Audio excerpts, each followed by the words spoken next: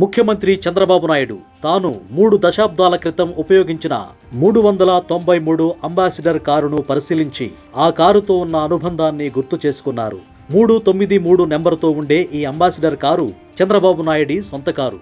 ఉమ్మడి రాష్ట్రానికి ముఖ్యమంత్రిగా ఉన్న సమయంలో 393 నెంబరు ఉన్న అంబాసిడర్ కాన్వాయ్లో సీఎం రాష్ట్రంలో విస్తృతంగా పర్యటించేవారు. 393 అంబాసిడర్ అంటేనే సిబిఎన్ బ్రాండ్ కార్ అనేలా గుర్తింపు వచ్చింది. భద్రతా కారణాల రీత్యా ప్రస్తుతం ఆయన ఆధునిక వాహనాలు ఉపయోగిస్తున్నారు. అయినప్పటికీ తన సొంత కారును చాలా అపురూపంగా చూసుకునేవారు. ఇప్పటి వరకు హైదరాబాదులో ఉన్న ఈ కారును అమరావతిలోని తెలుగుదేశం పార్టీ కేంద్ర కార్యాలయానికి తీసుకువచ్చారు. పార్టీ కార్యాలయానికి వచ్చిన చంద్రబాబు ఆనాడు తాను వాడిన అంబాసిడర్ కారును చూసి మురిసిపోయారు.